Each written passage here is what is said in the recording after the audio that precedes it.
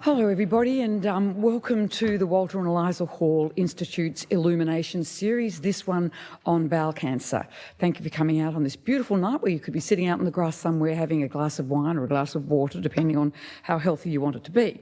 My name is Gail Jennings and I'm an alumnus of the Walter and Eliza Hall Institute, and I'm your MC this evening. Now, I want to start by acknowledging the traditional owners and custodians of the land upon which we're meeting, the Wurundjeri people from the Kulin Nation, and pay my respects to their elders past and present. The purpose of these Illumination series, as a series of public forums, is to engage in conversations with the community about science and research so that you're given an opportunity to understand how research actually works, what's happening to whatever disease you may have or your loved one may have, and what treatments might be available, and to ask whatever questions you want from our panel at the end, in this case, of course, about bowel cancer. I should tell you that the proceedings tonight are being live streamed. They're also being and tweeted. They're also being recorded, and you can find them in about a month's time on the Walter and Eliza Hall Institute's website. If you want to tweet yourself, you can see the hashtag is #WeHighIllumination. But if you're not tweeting, you have to turn your phone off. And if you are tweeting, could you please put it on silent, because there's nothing more irritating than someone's phone going off when we get to the pivotal moment. If anything should go wrong, in a dastardly fashion, it won't, but there'll be wardens who'll come and tell you what to do, so please do what they say and not what I say. Now, the format of tonight is that we'll have two speakers. They'll speak for about 10-15 minutes each, and then after that half hour, I'll be inviting two more experts up onto the stage, and also we'll have four people here for you to ask lots of questions of, and that panel discussion will go for half an hour. If it's going really well, we can go a little bit over if you've got lots and lots of questions to ask. So let me introduce our first speaker tonight, Professor Tony Burgess.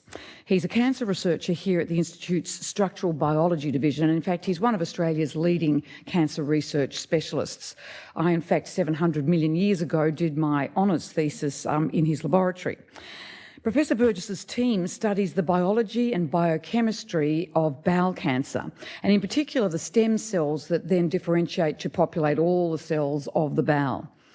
Their studies of these bowel stem cells are revealing molecules that contribute to bowel cancer.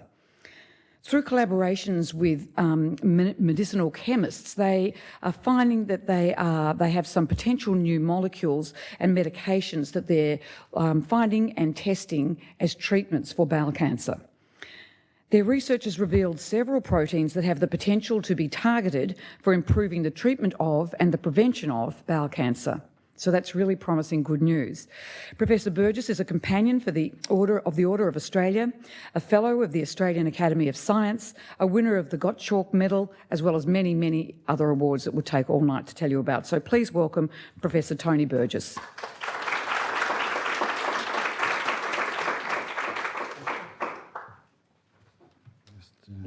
Check this guy out. Thank you very much for coming out tonight. And between the four of us, we hope that by the end of this time that you'll know as much about bowel cancer as we do. We'll try to put the language in a way which is accessible to everybody. It doesn't always work. A lot of us don't have a lot of experience in teaching, but certainly we're trying to communicate, and there'll be time for questions afterwards.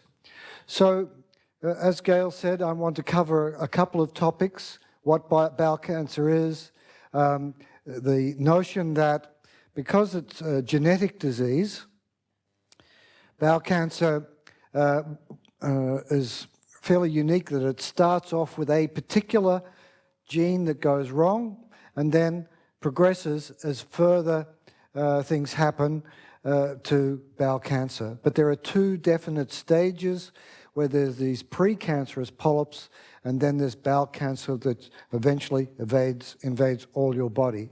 And because of this timing and our current understanding now of the way it starts, there are probably opportunities to both prevent this precancerous phase going to the cancerous phase. And I'll try to introduce those two concepts today. So, my research group aims to understand bowel cancer in a way where we can develop prevention strategies or new treatments that will impact on the disease, either lower the incidence or help the people who have got advanced disease where the treatments aren't working. But if we're going to do that, we have to make some assumptions. First of all, that unless there are more effective treatments developed, a number of people will continue to die from bowel cancer. You might say, well, the current treatments are working, why do we really need to do anything? I think you'll see in a minute that, yes, we are making an impact, but we do need to do better. It's also an assumption that if you understand the biology, the science of the disease, that will lead to more effective treatments. I've worked in science for long enough to know that just because you understand something doesn't mean to say you can do something about it. In this case, it turns out that I think we can. And the last of these assumptions is that if we do understand the biology and we know that it'll be more effective, can we get our concepts and our reagents and our processes into potential cancer treatments? And that's going from an academic institute to the industry and to hospitals and to making it work in patients. It's not a trivial step. It's a hugely expensive step, and many of the studies that we understand and they work in laboratories can't really translate. So you've got to be lucky to get your information across to a way in which it will eventually help people. Now, it turns out that Australia is the world's leader in bowel cancer. If you look at the number of people that get bowel cancer in Australia per 100,000, we are some of the worst in the world. And we don't really know why that is.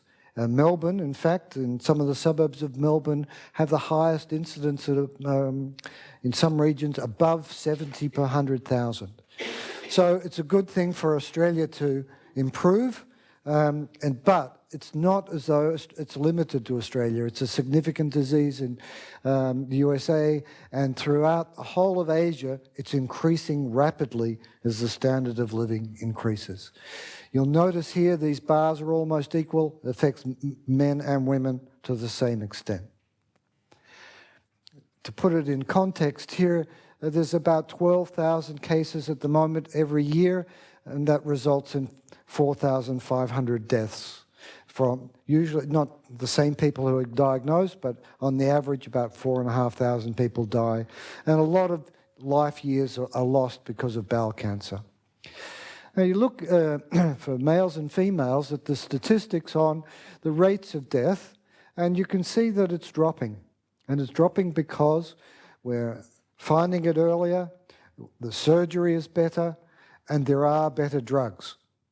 So all of those things, the finding it earlier means that people can have surgery and expect not to die of their disease. So the colonoscopy that's offered to the community is really quite effective, but it only really impacts on a small number in our community. When people get to 55, not enough of them are being able to be serviced by colonoscopy. It's not the best technique in some ways, but it is really life-saving when you get beyond 55 and 50. And you can see that all of these things are making a difference. But still, lots of people are dying of colon cancer in Australia. So what is it? And that's the sort of thing that I do as a scientist. I'm not a clinician. I work with people like Jeannie and Peter Gibbs and to try to understand what it is. It's actually the uncontrolled growth of a population of mutated bowel cells. So uncontrolled growth, I think we can all envisage what that is. In this case, it involves the small units that make up any tissue in our body. They're only millionths of a centimetre wide, 10 to 30 millionths of a metre wide. And we have lots of them in every square centimetre of our body, including the lining of the intestine.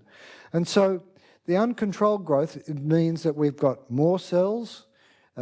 Sometimes the cells are different. They're not doing their job, so they get in the way rather than helping us.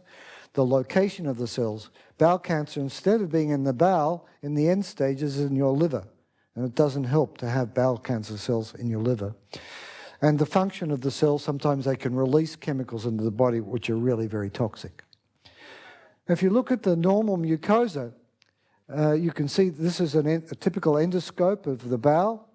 and it's shiny, smooth, and the actual lining that separates us from the outside world is less than 1 millimetre thick. It's one layer of cells between us and the rest of the world. And that layer has got to keep out bacteria, absorb food, do a lot of different things. So here's that shiny layer. If I look down a microscope and magnify it and stain it, these are not living cells, these are stained with a dye, you can see these units of cells. They're actually little cylinders. They're moving away, they're projected away from us. We're looking down on the top, and this is the top of what are called crypts. And if we turn it on its side, and now we look on the side, you can see here's one of this lining of cells. It's all one cell thick. All the cells that produce this particular crypt are sitting at the bottom. They divide, they multiply, and they march up the crypt every 3 days, and then they slough off the top into our bowel. And I'll show you that in a minute. But our lining has got millions of these crypts, and they all look like this, every last one of them. So per square centimetre, and you know how big a square centimetre is, there's about 10,000 of these crypts, so they're really small. Each crypt has about 2,000 cells, so there's a lot of cells that protect us from the outside environment. In the total, we've got about 20 million crypts in our colon. The cells of the crypt are produced continually. They're not produced when you're born or when you're a teenager or when you're an adult. Every 3 days, the cells from the top 2/3 of a crypt are reproduced. About almost 1 kilogram of cells every week that we turn over.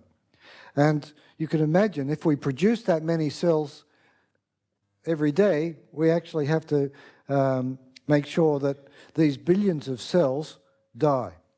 So every day and every second of every week, we're producing the cells and they're dying. So we're in equilibrium. You can imagine, it's very easy to imagine what happens if you stop dying. If the cells stopped dying and they kept reproducing, then we'd have far too many cells in the one spot. Now in bowel cancers, they still have crypts. This is a bowel cancer, and you can still see the crypts, but they're not nicely lined up along the crypt anymore. They're actually falling over the top of each other. The barrier breaks down, and lots of things go wrong. Bacteria can get in, blood can get out, and these can start to grow in a disordered, uncontrolled fashion. So, in fact, the bowel cancers can grow to so big that they can fill the whole lumen of that intestinal cavity, and they can grow into the body and start to occupy the liver. Now, one of the most fascinating things about bowel cancer is that they do start with this precancerous polyp, and I'll show you that in a minute, and it's caused by the mutation of one gene. 85% in this little pie chart representing all of colorectal cancers, 85% start with something going wrong with APC or its closely related proteins. So if we could understand that, maybe we can reverse the process a little bit. So when you think about it, if you've got 20,000 genes and only one of them is going wrong, it's a fairly particular thing. So if we could come and somehow reverse engineer that process, maybe we can get back to the regular type of mucosa that we need. So that mutation leads to cells which are oversensitive to a particular hormone. My group and the members of my team have been studying this hormone for some time. It's got a name that comes from another area of biology, which were about fruit flies. It's called Wnt, but it's a hormone that makes colon crypts, intestinal crypts, bowel crypts, that produce cells and produce themselves. So when the cells of the crypt are too sensitive, then we get more polyps produced, or polyps produced in the lining. So here's the normal lining I showed you before it was smooth. They start off with these little polyps, and the gastroenterologist can go and pluck that out if you have a colonoscopy. So, and you don't get cancer from it because it's not cancerous per se. So, but if they're left untreated, they form these sort of objects, and they will invade your body. So we've discovered in one way that if you take a Wnt inhibitor, the hormone that these cells are really sensitive to, and you expose the cells to another drug that can push cells into death once they've been stopped, or you use anti-inflammatory drugs along with this Wnt inhibitor, then we can kill these cells and stop them progressing to colon cancer. And that way, we think we can develop a colon cancer prevention method. Now, at the moment, we're still in the laboratory, we're still working with animals, and one of the people you'll hear tonight, Tracy Potosky's got animal models which can help us establish this, but we're working with gastroenterologists so that in 2016, we hope that this whole concept can be started in human trials. So what we aim is to put these inhibitors in a pill which will cause those precancerous cells to die. Now, if those precancerous cells have gone on to bowel cancer, that's because there are extra mutations that happened in that 10 to 20 years. And then they're overactive by other methods. And one of those is another protein on the surface of the cell. And when that protein's activated, you get too many cells. But there are antibodies that can inhibit the action of that, and those antibodies do improve life for colon cancer patients. So in a modern setting, many colon cancer patients with advanced cancer will survive only a short time. If you have these anti-EGF receptor antibodies, you can push that survival sometimes out to even 18 months or more. These are really some of the most advanced colon cancer patients, and the antibodies help a little. But you can see that even if you give the best anti-EGF receptor therapy, you're not helping the patients live for a long time. So we've got new antibodies that will also attack the EGF receptor, and they have a much more profound effect. Instead of people becoming resistant to these, then with the new antibodies, we get much better killing of the colon cancer cells, and we believe these new antibodies, which are in clinical trial, at the moment the antibodies are in clinical trial for another cancer, but they will start in colon cancer soon, and then we can help the people. Together with the chemists, and especially a young chemist, Guillaume Lessine, we've developed another inhibitor that works alongside these antibodies, and again we can get better treatment of the patients. And we've got a collaboration with Professor Alex Levitsky in Jerusalem, who's also developing yet another approach, again, all aimed at this one particular molecule that we hope that we can increase the lifespan for all of these people by using our knowledge of what drives the cancers, as well as the Wnt and these molecules. We think that we can help the people in the medium term. Now, that's the sort of research that my group does, with the hope of helping with both the cancer prevention and cancer treatment in the longer term. Thanks very much.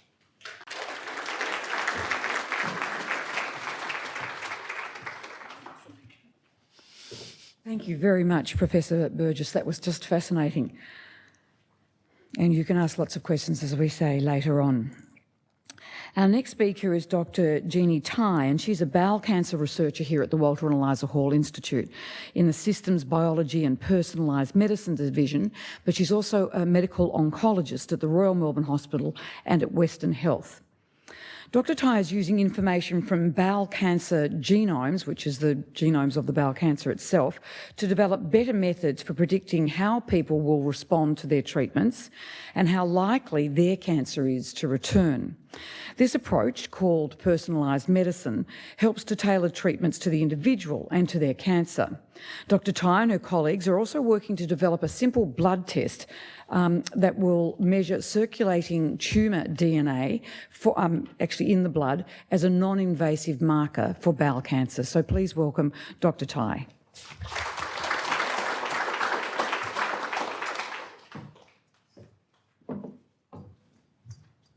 Thank you, Gail, for the introduction.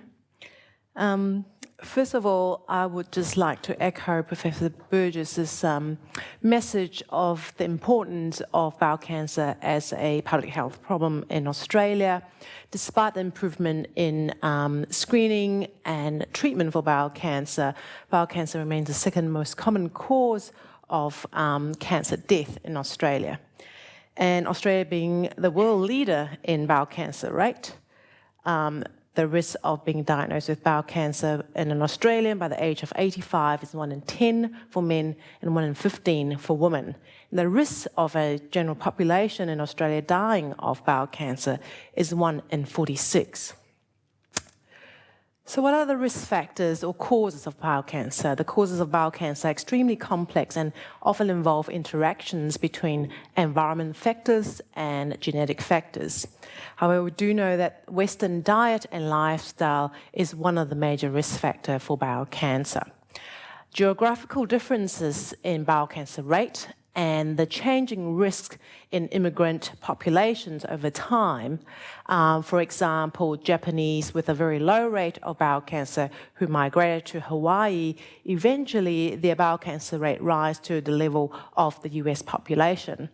This all point towards that diet and lifestyle factor has a very strong influence on colorectal cancer risk.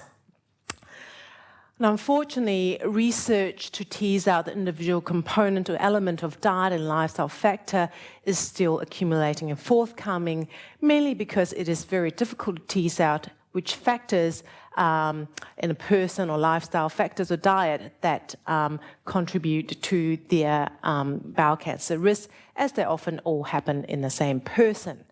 Additionally, it is very hard to enforce intervention, lifestyle intervention in individual, because the data shows that 60% of patients over the age of 65 do no exercise, and about a third of patients refuse to do exercise for health benefit. And although age is one of the strongest risk factors for bowel cancer, and we know that the older you get, the more likely you are to develop bowel cancer. In fact, bowel cancer can happen at any age. You can do all the wrong things but still live to a ripe old age, whereas it can be fit and young, such as Malcolm Marshall, a West Indian cricketer here who died from bowel cancer at age 41. Apart from Western diet and lifestyle, other important risk factors are genetic factors, as well as a personal history of inflammatory bowel disease such as Crohn's disease or ulcerative colitis. Up to 1 in 4 individual diagnosed with bowel cancer has a family member who also are affected by the same disease. Now, most of the time it occurred just by accident. We don't really know why it happened, or perhaps because they share the same environmental or lifestyle factors. And less commonly, it is because they've inherited a genetic syndrome or mutation, such as the familial adenomatosis polyposis, which is caused by the APC mutation that Professor Burgess mentioned previously, or the Lynch syndrome, which is caused by a deficiency in one of the mismatch repair protein. Patients with inflammatory bowel disease are also at an increased risk of bowel cancer, and the risk is dependent on how long they've had the disease for and how much of the bowel is actually involved with inflammation. So how are bowel cancer treated? Generally speaking, the treatment recommendation depends largely on the stage of the bowel cancer, which means the extent of the spread of the bowel cancer. So when bowel cancer are detected early, before the cancer cells spread to other organs outside the bowel, the treatment aim is generally cure by using surgery to remove the segment of the bowel that's involved with the cancer. And also, additional 6 months of chemotherapy after surgeries is often recommended in patients who have risk features seen under the microscope, such as cancer cells spreading to the lymph node. But it's important to note that our current ways of assessing the patient's risk of cancer coming back in the future, and therefore their need for chemotherapy, is less than ideal or less than perfect. There's a significant proportion of patients which we do not recommend chemotherapy still has cancer come back down the track, and about 80% of patients whom we recommend chemotherapy do not actually benefit from the treatment. They would have had 6 months of chemotherapy for no apparent reason. Therefore, a better way of predicting whether a cancer will come back in the future and the likelihood of a patient benefiting from chemotherapy is urgently needed. In contrast to early-stage bowel cancer, patients with metastatic bowel cancer, which means that cancer cell has spread beyond the bowel into other organs such as the liver or the lung, are difficult to cure with conventional treatment. So our goals for these patients is to make them live as long as possible and as well as possible. Minimizing side effects from related treatment are also equally important. We use a combination of cytotoxic chemotherapy as well as targeted biological target therapies such as anti-EGFR therapy that Professor Burgess mentioned before, and occasionally some radiotherapy for local symptom control. There are, however, a small proportion of patients where the cancer cells has only spread and caused a few spots in the liver or the lung, where surgery may still be an option with a potential cure, but these are rare. So, as Professor Burgess has mentioned previously, bowel cancer developed through a multi-stepped process whereby the cells accumulate genetic changes. The cells lining the bowel will accumulate genetic changes. And this process can take 10 to 15 years to develop. And typically, it starts off with a precancerous polyp. And it is this knowledge that allows us to use this opportunity for screening and detect cancer earlier. Research have shown that bowel cancer screening can reduce death from bowel cancer through either reducing the incidence of bowel cancer or detecting the cancer earlier so that we can treat the cancer more effectively. Data from the US have shown that increased screening rate in the US has resulted in a reduction of the incidence of bowel cancer in the US, but Australia, unfortunately, is not doing so well. The current National Bowel Cancer Screening Program offers a stool test called fecal occult blood test to patients at age 50, 55, 60 and 65 years old, but disappointingly, the participation rate is around about 40%, which is really low. And more alarmingly is that about 2/3 of patients with positive blood stool tests do not actually proceed to having a colonoscopy. There is yet no blood test that can reliably detect bowel cancer. So, apart from the exciting research that Professor Burgess's group is currently doing, other bowel cancer researcher at our institute are trying to use patient sample to develop a better blood test for bowel cancer, as well as to develop better ways to treat bowel cancer by matching patients to the right treatment for their disease. One of the very promising blood tests that we have been focusing our research activity on is a test called circulating tumor DNA. Now, this test is based on the knowledge that every bowel cancer has DNA or genetic abnormality which is not present in normal non-cancerous cell. And we have shown that these cancer-specific genetic abnormalities, or DNA, can be seen or detected in the bloodstream of patients with bowel cancer. Now, the ability to detect and to measure accurately the level of DNA in patients' blood therefore presents a very attractive opportunity to follow and monitor patients' bowel cancer status over time. We currently have 9 research studies involving patients from across Victoria as well as nationwide, trying to examine how we can use this blood test in the clinic to improve patients' outcome. Firstly, we're trying to see whether we can use circulating tumor DNA as a bowel cancer screening tool for early cancer detection. Conceptually, blood tests may be more acceptable than stool tests as a screening test, and we're hoping that if this becomes, this is proven to be as good as the stool test, that it will increase the participation rate for bowel cancer screening. Secondly, we're wanting to use this test to see whether we can look at patients' blood directly for any residual cancer cells or DNA to inform patients and clinicians of their risk of cancer recurrence after they've had some potential curative surgery, and therefore also to better inform the patient of their need of chemotherapy, to also spare patients unnecessary chemotherapy if they were not at the risk of recurrence. And thirdly, we're wanting to monitor patients' cancer status during their follow-up with the view and the aim of detecting cancer recurrence at the earlier time points, so we can still manage to do further surgery to cure these patients. And for patients with metastatic or advanced disease, we wanted to measure patients' treatment effectiveness using the level of DNA and hoping that we can tailor patients' treatment better using the blood test and the standard routine CT scans. Finally, mutation detection or detection of genetic abnormality in the blood may be a better reflection of the patient's cancer genomic profile than just testing one piece of tissue taken from a patient's bowel or their liver.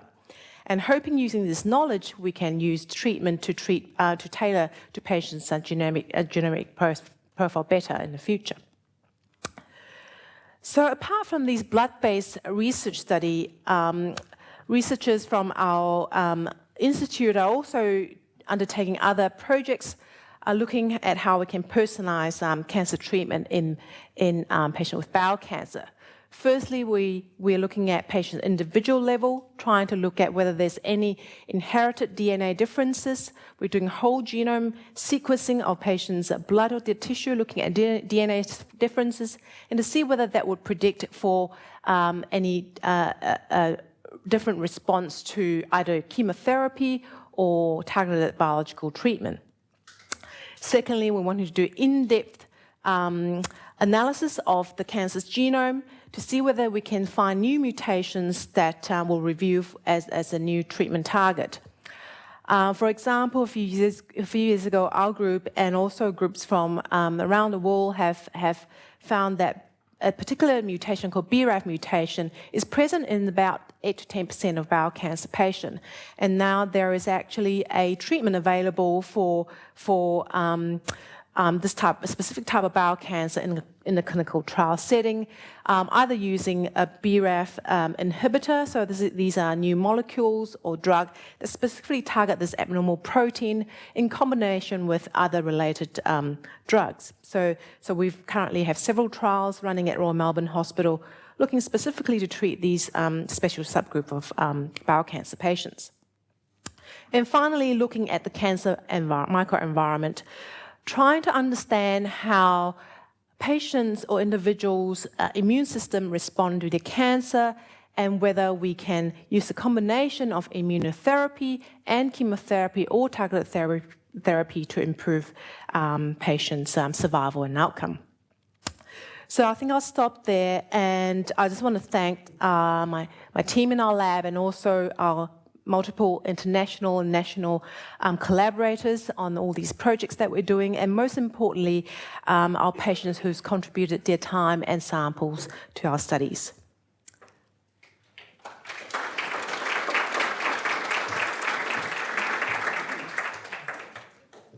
Thank you, Dr. Tai. Again, absolutely fascinating. Well, now it's time for us to ask questions of the panel, so I'd like to invite you all to come up here, and I'll introduce our two new members that we haven't met yet, as you all do come up.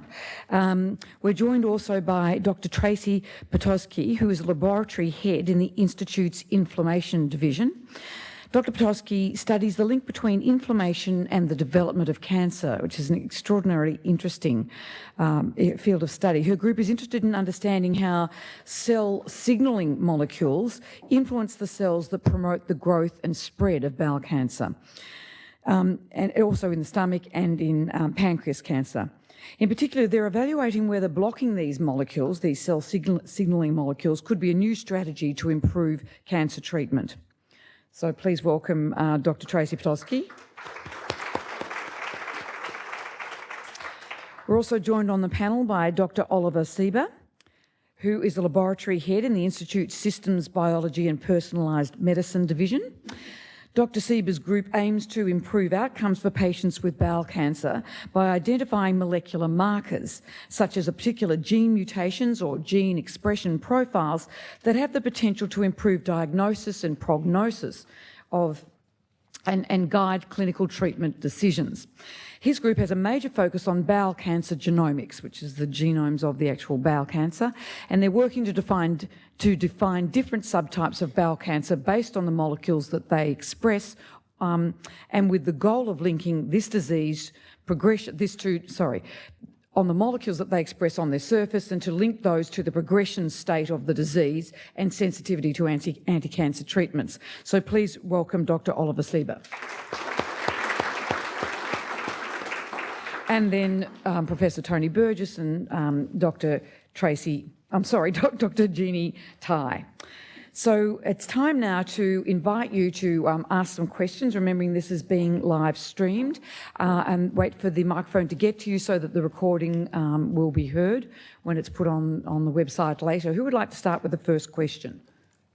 There's a number, there's one man there, another there, and a lady here in pink for the first three. Hello. That's right, we can hear you. My name is Brojendra. I'm a public servant here.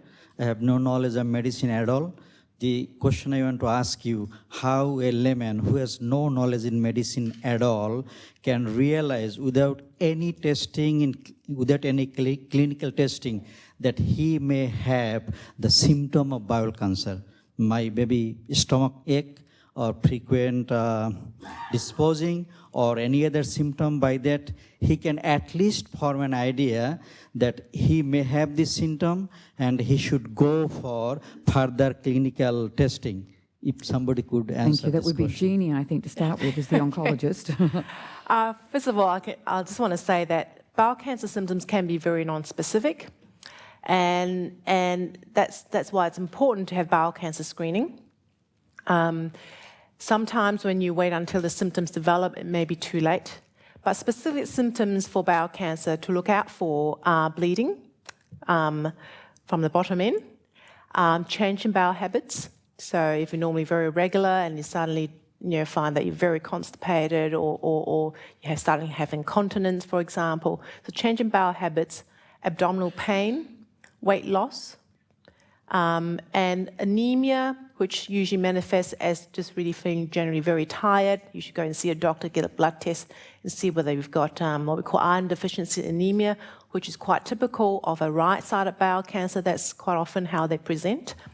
Those are just the general symptoms that you should look out for. But I would think that if anyone's age 50 and above, or if you're concerned about bowel cancer diagnosis because of family history, for example, they should really get some screening or colonoscopy done. Thank you. The next question was the person just in front. I'm George Jint. Congratulations on the fine lectures. Could you put the microphone right by your mouth? Yep. Oh, thank you. I'm George Jin. Congratulations on the very fine lectures. My question is just a simple one. Aspirin, its place, and how does it work? Thank you. Again, would that be you, Jeannie? I think I might answer one bit of it, Yep. and there may be some inflammation specialists here who might be able to answer, and prevention specialists.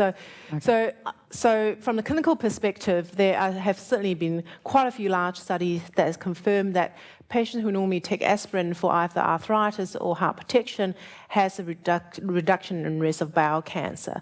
But the concern is the side effects of aspirin in terms of causing bleeding from the stomach, for example, which may outweigh the benefit of bowel cancer prevention. So that's why guidelines at the moment do not recommend using aspirin in a normal population with a normal risk as a prevention strategy. But I might pass it on to the expert here.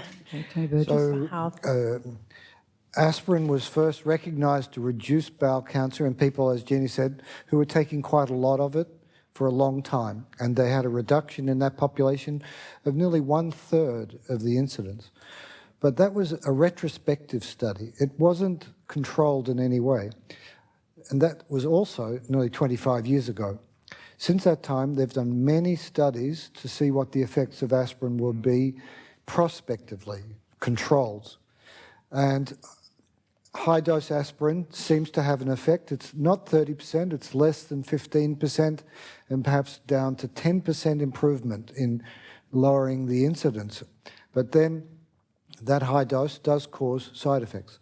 So right now in Australia, a low-dose aspirin study called ASPRI is taking place as they study people, I think that they're 65 plus, and those people are taking low doses of aspirin, about 80 milligrams, I believe, every second day, and they will be followed for the next 15 years. But that's a long time for us to understand whether aspirin is going to work. The current studies with low-dose aspirin are not so encouraging. And how does it work? It stops the inflammation occurring at the site where you've got damage. So instead of being invaded by lots of cells which can stir up the bowel, the aspirin stops so many cells causing inflammation at the site and probably triggering cells which are precancerous to turn into cancerous cells. Dr. Potolsky, perhaps you could explain to us the link between inflammation and cancer. Yep.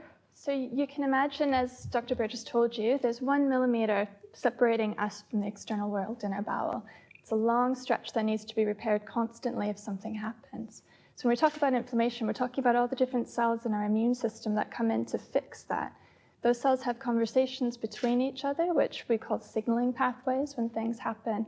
Now, if there's a mutated cell there because you carry some sort of genetic mutation or something's happened, those cells hijack that conversation that's meant to repair the bowel, and instead it gives the tumor cells the signal to grow and keep growing.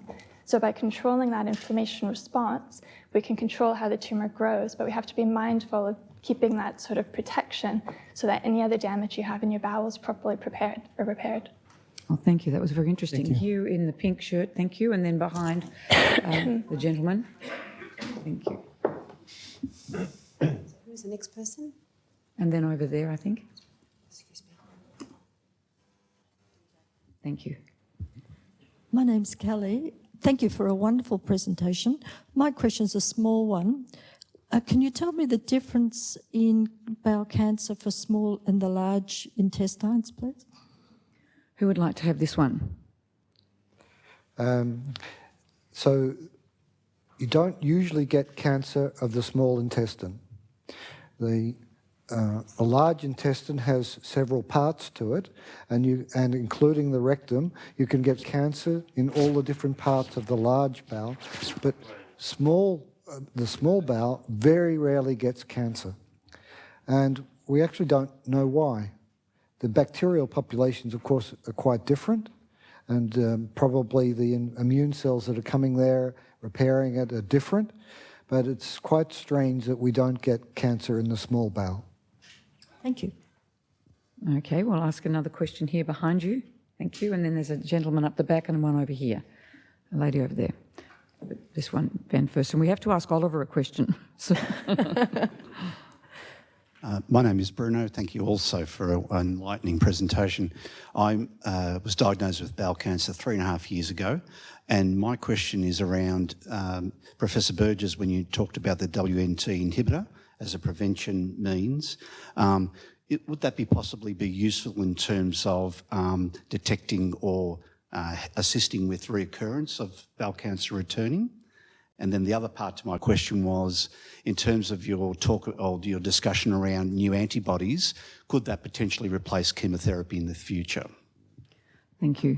So, as I said, most bowel cancers do have a mutation in that one product that the Wnt hormone stimulates. Not all of them, so it's probably best to get checked out that your particular bowel cancer, if it's when you've had it once, people will know now that it's been genetically tested, and people like Oliver, many people are getting their bowel cancers genetically tested. So if it's got that mutation, we believe by inhibiting the Wnt hormone and doing something else to treat the other problems, that there will be better treatments. Now, they all have to go through a lot of testing, a lot of clinical trial testing. And at the moment, there is no Wnt inhibitor being used in the clinic. for colon cancer. As I mentioned to you, the Wnt inhibitor we use was used to treat pinworm. 40 years ago, they started testing it on orphans in the South of America, and it's very good for pinworm, and it doesn't hurt you too much, and we believe it will be an effective drug, but it's all got to go through testing for bowel cancer, and there's no Wnt inhibitors yet in the clinic. Dr. Sieber, would you like to add to any of that in terms of other options that there might be available coming up?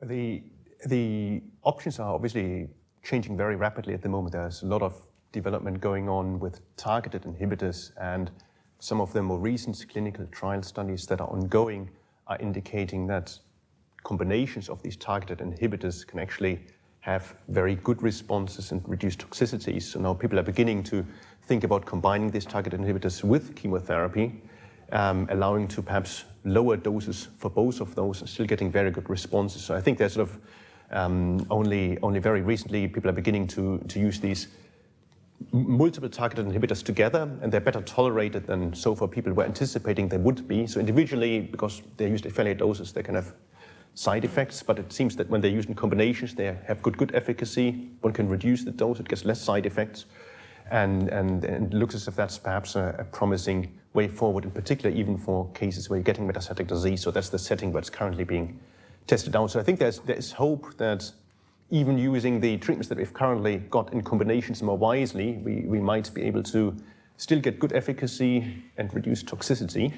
But again, these are clinical trials, and your colleagues at the Royal Melbourne Hospital are working on that. So unfortunately, we now have several antibody treatment in routine clinical use in advanced setting where the cancer has spread. And they've actually tested these antibodies in the early setting to reduce recurrence, and none of these antibodies has actually translated into benefit. So what was thought to be a very good model in the past, where we study cancer in the advanced setting to see that they work, and then try it in the early setting to see whether we can stop cancer from recurring, hasn't quite worked. So it may be different biology driving cancer recurrence versus cancer progression once it's advanced. We don't really know. So perhaps I think one of the key thing, though, unfortunately, with these adjuvant study where we use targeted therapy and chemotherapy to try and reduce recurrence, is that a lot of them, they go in blindly. All patients get treated. They're not selecting the right patient population. Therefore, they're diluting the benefit. We simply don't know. I think the right way forward probably is to try and find a good marker or test a biomarker that could predict which patient will respond better before we move and do these adjuvant study. Thank you. There's someone just here. Thank you.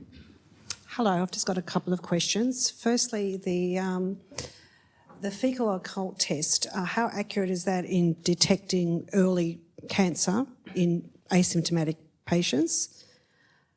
Secondly, the irritable bowel syndrome, there's increasing rates of people suffering from that condition. How far away from a blood test for detection of early cancer, so we can eliminate the need to do invasive testing for irritable bowel unnecessarily? And thirdly, is there any safer anti-inflammatory agents such as fish oils that one can use as a preventative rather than aspirin? Okay, that was 3 good related questions. So who'd like to take the first one? Or all of them? What was the first one again? What was the first question? The fecal occult test in how early efficient cancer is detection? How efficient? How well does it work? On top of my head, I can't remember the exact number, but I believe it's quite a sensitive test. It's just not very specific. It's 9 out of 10. Yeah, so it's very sensitive. It's a very sensitive test. So it detects 9 out of 10 polyps or 9 out of 10 cancer? Cancer. Okay. So it's very sensitive. I think the problem is the uptake of the screening in the population. So your second question was about irritable bowel syndrome? About the blood test as a non-invasive diagnostic test. How far? We're at the very early beginning phase of doing pilot studies with this particular circulating tumour DNA. So for a population screening test will require a large study with long follow-up. So I think it will be at least another 10, 15 years, if not longer. before it will be used. And can I just clarify, that blood test for the DNA, the cancer DNA, would be for the cancer, clearly not the polyps. So, in fact, if you want to be preventative, you still have to have the colonoscopy. That's correct. So at the moment, our data are suggesting that it's much better at picking up early stage cancer than polyps, early polyps. Maybe large polyps or more advanced polyps, it may pick it up, but the sensitivity is not as high in that situation. Okay. And can I just jump in and, sorry to ask this, but it would seem that there's a very big PR problem then with people not wanting to have colonoscopies when so many of them who know they should be to save their lives are not having them. Is there a separate part of medical research, public health and so on that's looking into why people are so refractory about this? It would save so much money for a start. But I mean, in terms of saving another 2/3 of people if they went ahead and had the colonoscopy, is that being looked at elsewhere? Yes, CSIRO have had a large bowel cancer program for the 15 years. In fact, they're the largest bowel cancer research organisation in the world. The government set up a thing called the Preventative Health Program, and CSIRO had 200 people working, and one of their aspects was to try to work out how to get people, one, to take up fecal occult blood tests, and two, to go on to get colonoscopy after they've had a test. And they have a mail-out system that they believe they can improve from something like 2/3 not taking it to 2/3 taking a colonoscopy by their doctor writing to them after the test rather than just letting it happen. Mm-hmm. So, yeah. And they're looking at other psychotherapy type approaches to, on a community basis, to improve that. They're the largest group that I know about. Oh, that's very interesting. Thank you. Now, another question here in the front row and then there and then here. The first question about substitutes to aspirin. Oh, I'm sorry, yes. That are anti-inflammatory. Is that something that we should just be taking as a safer means, decreasing body inflammation? So, So is there an alternative to anti-inflammatories? I don't think there's any evidence to suggest that that's likely to help as a single agent at the moment. Any particular anti-inflammatory agent has, certainly the drugs have side effects, and long-term use is probably difficult at the moment. Really what you need is to take a short term, know that you get rid of whatever is likely to turn cancerous, and where we need the new inhibitors. So I don't think there's a long-term solution for taking anti-inflammatories at the moment. Thank you. We're in the front here. My name's Tammy. I'm the nurse advisor for Bowel Cancer Australia. It's probably more of a statement than anything. It's really important from a perspective of the fecal occult blood test that people don't assume that test is looking for bowel cancer, it's looking for blood, which then leads that person to going and getting a colonoscopy to look for whether it's a polyp or bowel cancer causing it. There is a real misconception even amongst our GPs within the country that it's looking for bowel cancer as opposed to microscopic blood that we otherwise can't see in the toilet. Yes, and fear will lead to denial, so thank you. Would anyone like to respond to that in the panel here? And then the lady in the white shirt. But just let me ask if the panel would like to respond to that statement, or you fine? No, I agree with you. I think the denial is one of the biggest hindrance to going to colonoscopy. Yeah. Okay, thank you. The lady in the white shirt. How often should one have the test? Every 5 years, and up to what age? I think ideally it should be done every 2 years, the fecal occult blood test, and I believe in another year or two, the bowel cancer screening program will roll it out to people at above 70 years old, 70 and above. Thank you. There was a third lady here, thank you, and then the lady here. I've got a question related to polyps and bowel cancer. I have recently had a giant polyp removed from my colon. And is the treatment to continually do colonoscopy and keep removing polyps as they grow? Or is there other treatments? And would my polyps eventually become bowel cancer? Or even would my bowel cancer would bowel cancer develop without the polyps developing? Who'd like to take this one first?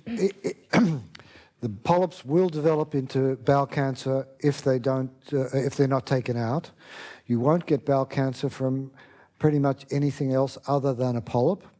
Now there is another bowel cancer disease which is rather rarer that develops from very flat polyps. They're not the ones that stick up, they're very flat. It's a different genetic basis, and sometimes they're missed, but pretty much all of them are developed from the polyp.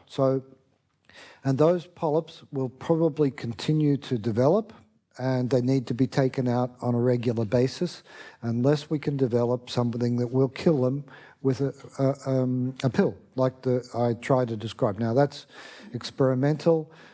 Australian gastroenterologists are going to work with us to try to develop a pill, but in the meantime, it's all about taking the polyps out. Anyone else on the panel like to add to that? And that's the most effective bowel cancer cure. If you remove the polyp, you've effectively removed the chance of that developing into a cancer. So there's no doubt, if people go simply to their screenings, if a polyp is detected or even early cancer detected, cure is entirely possible for bowel cancer. The problem is when people don't go and it develops too far, then really we're talking at all of these horrendous, terrible options that you have to then look at, and many of which don't have a very high chance of success. But you have a very high chance of success with bowel cancer if it's detected early, and these polyp removals are fairly standard, not very dangerous, not very involved, and they really do help a lot. So I think that's really the one thing to take home from that. Thank you. And it's effective. Thank you. Here? Hi, my name's Kate. I'm the Bowel Cancer Program Coordinator at Cancer Council, and it was just a question about the fecal occult blood test. And so it's going to be expanded, as at the moment it's 50, 55, 60 and 65, and then next year 2 new age groups are coming on up to 74. But by 2020 it will be everyone every 2 years. So do you see that, and so I guess the screening rate will probably increase because people are getting it for free in the post. Do you see that having a big impact on the cancer rates that you've got at the moment? Who'd like to answer that one? We haven't heard from you, Dr. Potosky, for a while. Would you like to answer that or start? I guess we'll pick them up earlier. People will have much better survival outcomes because we picked them up earlier, but the incidence, because we don't know what's causing them, the incidence of finding the polyps and the cancers probably won't change, but at least we'll be finding them and treating them, and people's outcomes will be much better. Any other comments from the panel?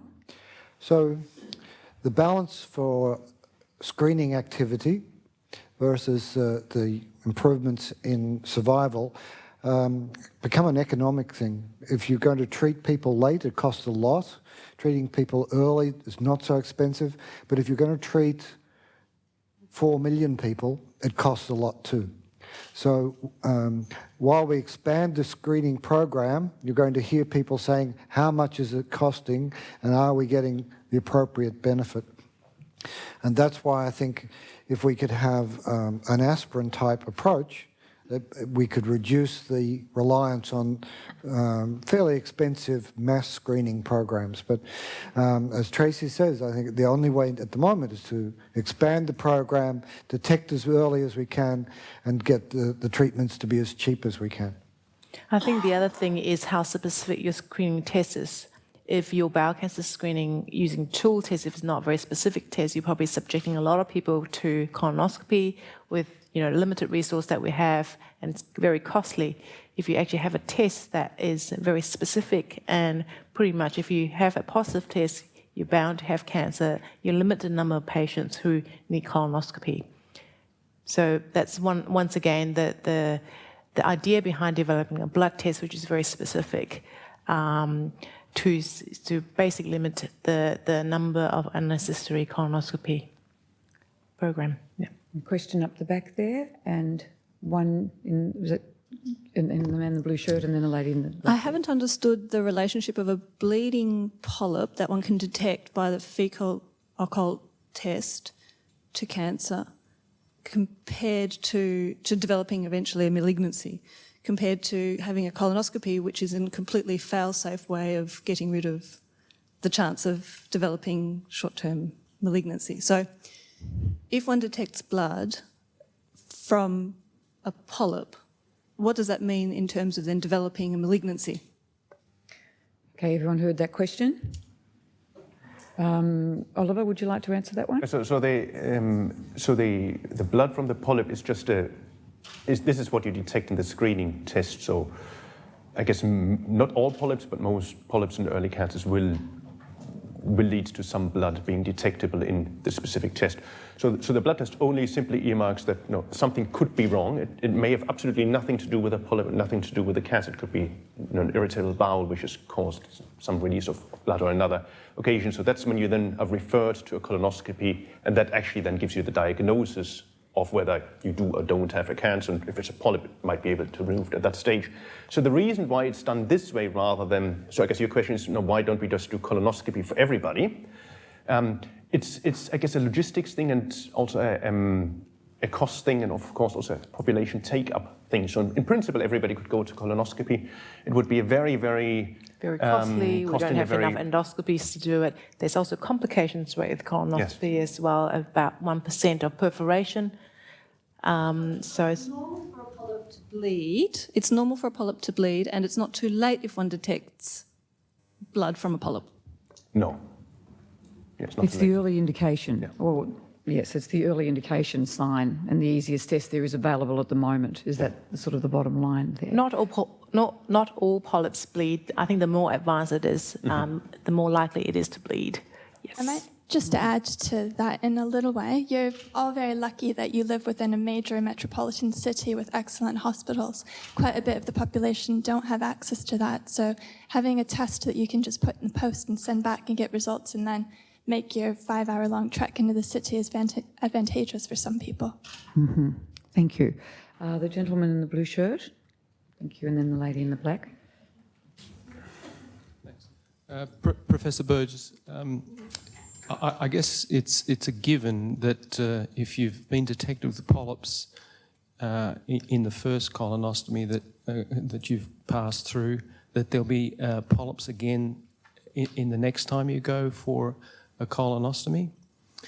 And the other question I had was, is the 5-yearly screening sequence enough if you've had polyps detected in your last colonostomy, or should I be worried and get onto it a bit early instead of waiting for 5 years to pass? So it's not necessary that the polyps will regrow. Sometimes there's a family history, and that means that people do get polyps more often. But I thought that once you've had a colonoscopy that shows a polyp, that usually you would be followed up within 2 years rather than 5 years. Usually once you've had 2 polyp-free colonoscopies, that you can extend the time, and the gastroenterologist will decide on that. The important part is that each time you go, they're detecting a polyp, or even if it was a very early cancer, they can take it out completely, and it's not, that particular polyp isn't going to cause problems. So usually, I think Jeannie can correct me, but I think they would want you to, if you had a lot of polyps, they would actually follow you up much, much sooner than that again. But it's usually 2 free colonoscopies before you start extending the time frame. And if you have a lot of polyps and without a known genetic syndrome, sometimes the surgeon or gastroenterologist may also recommend a prophylactic colectomy.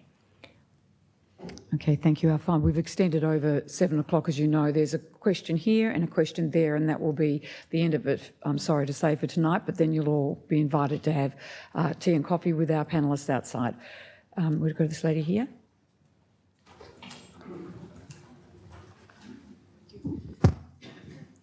I just wanted to know what your Can you put it closer to your mouth? Yep. Sorry. I was curious at your theory on whether the fact that Australia and New Zealand have a high incidence of bowel cancer, do you believe it's diet-related or environmental? So it's certainly a part of the problem is, I guess we've got a very high level of overweightness in Australia. So that's a major, I guess, risk factor for bowel cancer. Of course, we've got an aging population. We are very fortunate in the sense that we do have people reaching old age. So I think that's a contribution of those two, and then surely there must be smoking and other things which contribute as well. So I don't think anybody's really pinpointed it to a great extent, but certainly I think is a big factor. Diet and lifestyle has a big role to play in terms of why our rate is so high. Our rate is fairly similar to the US population, which has a very similar lifestyle and diet. And in fact, I think Professor Burgess has mentioned this before, a lot of Asian country now has also starting to adopt Western diet, and their rates also increasing. So I think that certainly has a role to play. Whether there's extra environmental factors, I don't really know. Is it the higher? Do you believe that being the Western diet, it's the higher protein that we're having compared to Asian countries, or the higher sugars and saturated fats? We could answer that question as yes or no, and it wouldn't help you because we just don't have the answer. It is more than one factor. It's not just protein. It's not just the way things are cooked. We don't know. I'll tell you one story, and it's not about colon cancer. It's about breast cancer and diet. Many years ago, I used to work with the Ludwig Institute, and one of the professors decided to run a diet experiment on breast cancer. And he started off saying, well, it was calcium. So he put a lot of people, 500 people, on low calcium. Halfway through that low calcium, he said, oh, it's not low calcium, it must be high fat. So he changed the next year and the year after, until he finally said it was high fiber. That must have been the problem. So he got 200 women to eat something like 300 grams of fiber a day. They made these special corn chips, and these people were eating a high fiber diet. None of them survived more than 2 months on the diet. They threw it away. But it's very difficult to make people eat controlled diets. So it becomes very difficult for us to say, what's the problem with our diet? And that's the case today, and it was the case 50 years ago when they tried to see what the problem is. And we don't have any controlled experiments. And as much as I've got my opinions, I think it would be wrong to say we know anything about it. Can I just ask a question there of Dr. Potolsky, though, because somewhere it would seem to me that if you're doing all these, eating all these kinds of, a particular kind of food, that kind of diet, does it have anything to do with inflammation of the bowel? Are they related? Different diets can influence inflammation of the bowel. We don't fully understand how patients with inflammatory bowel disease develop them, why they develop them, and the different types. Same with people who are obese. That's actually another inflammatory disease. It puts a lot of stress on your cells. So the inflammatory cells that are there, your immune system, is trying to do the job that it was designed to do, but it gets hijacked quite often by the different cancer cells. Again, we don't fully understand why. We don't understand what the conversation is that they're hijacking, but we know that there's one there. Thank you. And our final question tonight is the lady just here. Same question as the previous one. So we've got a gentleman. Oh, okay. Okay, one last question down here. Thank you. Thank you. My name's Jeff Cuff. I have a question about, to the panel, if there's any difference or you see a difference between APC that you mentioned earlier and the familial version of that, other than the number of adenomas there. Do you see a difference in the management and the treatment of those adenomas? So obviously the APC gene, which can cause familial adenomatosis polyposis. So if it's mutated in a family, in a patient in the germline, and it's passed down from generation to generation, this predisposes individuals to develop a lot of polyps, hundreds to thousands, and they have, as a consequence, a high likelihood of some of those developing on towards cancer. Now, they are not so different, the polyps themselves, than most of the sporadic polyps that develop in people who don't have a family history, which would also start with this mutation in this APC gene, which is just, for one reason, the gatekeeper of colorectal tumorigenesis, of getting bowel cancer. So a lot of research, I guess, is using this journey that these polyps take in FAP patients as a model to understand how the journey of these polyps would look like in most sporadic patients. So they are very, very, very similar. So conceptually, the treatments based on Wnt inhibitors or trying to reverse this effect would be as effective in FAP patients as in sporadic patients. But at the moment, I mean, again, just to emphasize, this is all research ongoing. There's some promise in model systems of this disease that some drugs do have efficacy and can reduce polyp growth, but that's not the same as saying that they all disappear and that they don't turn into cancers yet. So this is all early stages, but there are some promising headways made into this. But yes, in principle, the treatments that could be developed for these FAP patients or Wnt inhibitors would be applicable to both populations. Would you start treatment, active treatment for the FAP earlier, given the number of adenomas? Surgeons do not want chemotherapy for FAP patients. They regard it as too risky. They'll monitor the young people because they're young people getting polyps, and they'll decide when to take the bowel out. So it's not a matter of starting the treatment early. They don't believe that it's risk-free in terms of getting rid of all of the polyps, so they will not really allow an alternative treatment at the moment. We have to get to a stage where we show our modern treatments will work, and maybe they would change their thinking. Thank you. We'll have to leave it there, but thank you so much for being such a wonderful audience and listening so attentively. And really, that's because we had such an absolutely fabulous panel. Please join me in thanking Professor Tony Burgess, Dr. Jeannie Tai, Dr. Tracy Ptosky, and Dr. Oliver Sieber. Thank you. And please do join us for a cup of tea or coffee in the Tapestry Lounge just outside.